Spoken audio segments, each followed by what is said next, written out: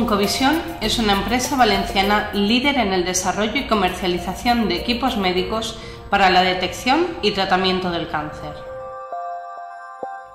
MAMI es uno de los equipos de Oncovisión. Es un equipo para tomografía de imagen por emisión de positrones que ha sido diseñado de manera exclusiva para mama.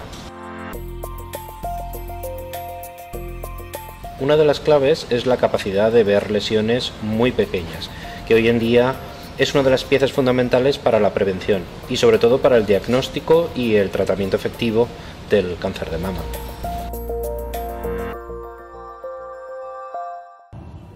Nosotros con este aparato, en un ciclo de quimioterapia, ya sabemos al cabo de 3 semanas si la quimioterapia está siendo eficiente o no.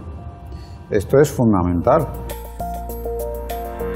Sentinela es un sistema integrado de cirugía radioguiada que permite, de forma precisa y en tiempo real, localizar el ganglio centinela, ganglio linfático clave para determinar el pronóstico del paciente en múltiples tipos de cáncer. Sentinela está presente en los quirófanos de los 5 continentes y es, a día de hoy, el sistema más completo, preciso y eficaz para la biopsia del ganglio centinela.